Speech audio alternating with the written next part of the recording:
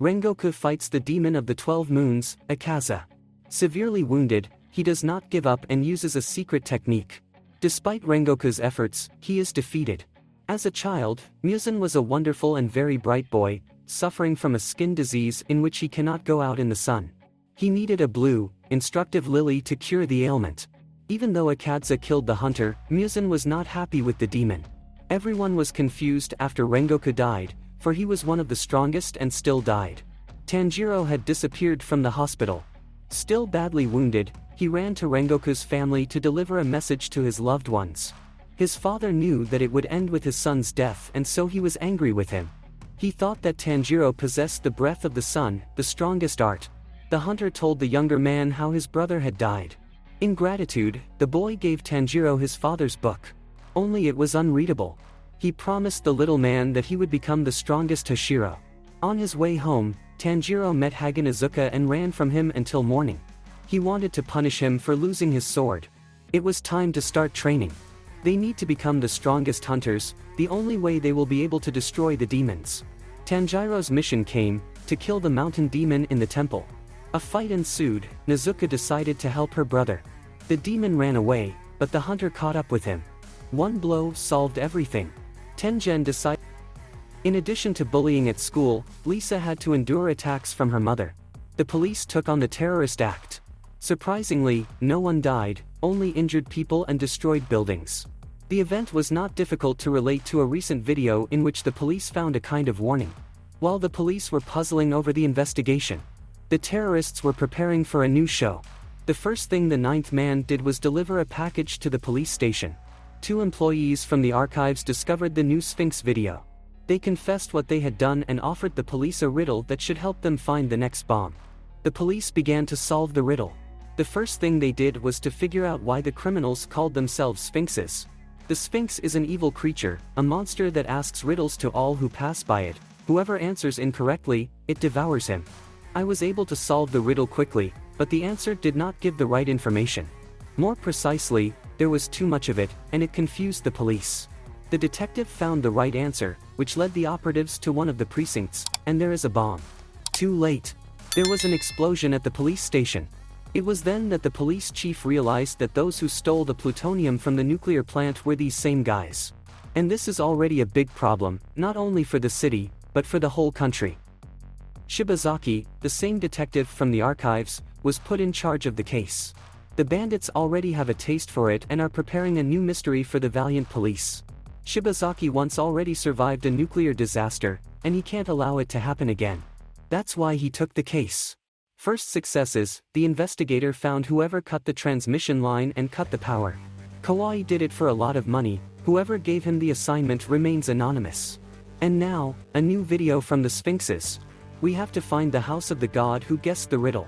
The roots of the riddle lie in Egyptian mythology. A colleague of the detective himself unknowingly gave a clue to solve the case.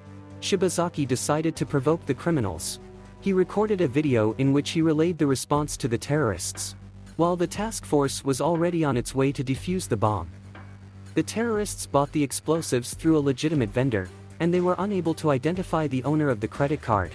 And while the detective puzzles over the problem, the criminals hack into the database. Risa, on the other hand, is busy with other things. Her mother's paranoia has caused her to run away from home and she has nowhere to go at all. While the detective was eating, he found out that a new video had been posted, and it was broadcast on every monitor in the country. After solving another mystery, the cops stumbled upon a website that had a countdown to the explosion. It seems that 12th began to get attached to Risa. He found out that the girl had run away and offered a friend to take her in. The operatives discovered the terrorists' lair. We can't wait. We have to nab them as soon as possible, but the detective is not ready to take that risk and continues to look for a way to disarm the bomb. The SWAT team is ready to storm the building. The operation began, and the detective found the clue. Except that because of the SWAT team that was sent to the fake apartment, the bomb was detonated. Also, all the secret materials from the police department's database were leaked into the network. Tengen saved one of the wives. And went after the demon. Tanjiro's blade was already jagged, which describes the power of the demoness. Only a dance of fire can help here. And so he began to use very different techniques. It didn't help. Tanjiro was on the brink of death, and bypassing his enemy, but she repelled his blow. Now he has no strength at all. With restorative breathing, he managed to get up and continue the battle. But still he was slower than her. Gathering all his strength, Tanjiro did not give up and continued to believe in himself, no matter what. Inosuke, too, found a way to the demon. And climbed directly into its lair, where the demoness held her victims. Zenitsu was among them. The ribbons began to attack Inosuke. He could not be defeated so easily. He used his swords to save several people. If he did not protect them, it would do no good. He was helped by Tengen's wives. Inosuke fell asleep and put his attack into action, thus punching a hole in the lair for Tengen. Hashiro, in turn, freed the hostages in. Tanjiro's battle with the demon continues. The attacks from both sides are only getting stronger. The movement is faster. Reaction is clearer. The demoness has changed and increased in strength. The people woke up to the noise of the fight, which annoyed the demon. This pissed the hunter off. He can't let her just walk away. How dare she kill innocent people? Let her fight someone who can fight back. Tengen and the boys need to catch up with and destroy the demon. And the fight between Tanjiro and the demoness goes on. She is confident in her victory, he is confident in his actions. He manages to repel the strongest attack. Despite his wounds, Tanjiro became even faster and infuriated the demon. It was as if he had a second wind. With a second to go, Tanjiro was exhausted. From behind, his little sister flew up and tossed the wretched demon away from his brother. Muzan told me about her, she needs to be killed. The two demons begin to fight, and the hunter is powerless here. But Nezuko has broken up, becoming more violent. We must save the girl or her cruelty will spawn a new monster. She entered the madness, merged with it in a dance and destroyed the demon. Tanjiro had time to come before she made a mess of things. It turns out that the demon is not yet dead. In one motion, Tanj blew the demoness head off. There was another problem. Nezuko wouldn't calm down and tried to kill someone. Tanjiro remembered a childhood lullaby and used it to put Nezuko to sleep. The demoness wasn't really a real high moon, she summoned her brother to battle. He pinned her head in place.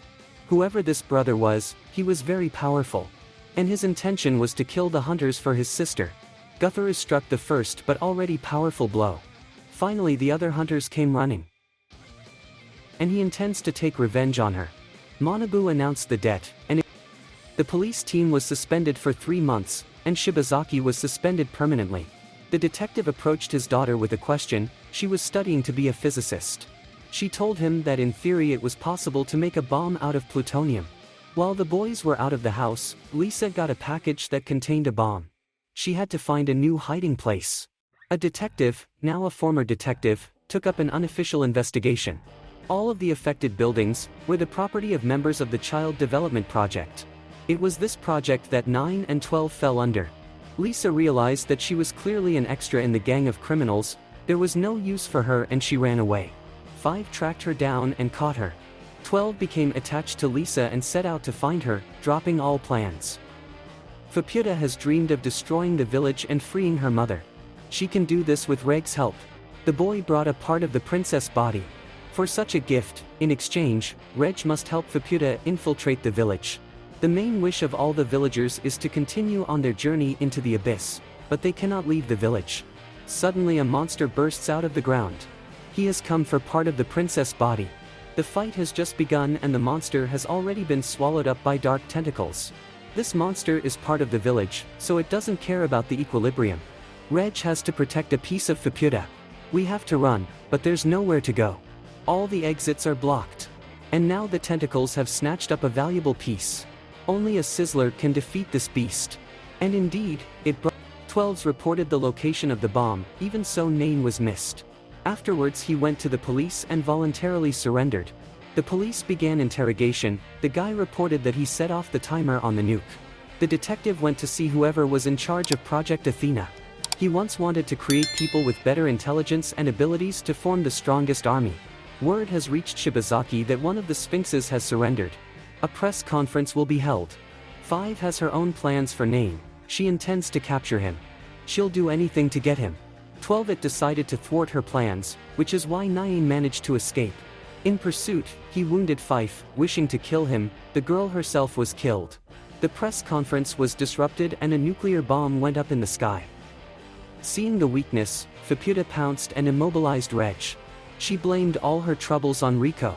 But her faithful robot protected the girl from the blow and fell on the battlefield. The situation is deplorable.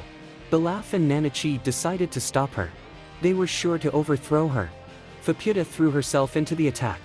Belaf, on the other hand, plunged her into the memory of her mother. All the best moments of her life flashed before her eyes. Suddenly the prophet wished this time to recruit Rico to create a new, stronger village. The memory weakened the princess, weakened that hateful fire. The village's defenses are gone, and now all sorts of monsters are sneaking in. Faputa has risen up against the monsters, for they are taking her prey. No one dares do that. There are too many of them. They have taken everything from the princess, her sisters, her flesh, her monsters, her robot. She had nothing left, not even a reason to live. Faputa was shredded into little pieces. But she is called the immortal princess for a reason. The natives gave up everything for her health. Just to keep her alive. People, who, however, were killed by the boss. And then finally he reached the girl. She summoned a ghost demon against Aki. But thanks to his new power, Aki can briefly see into the future.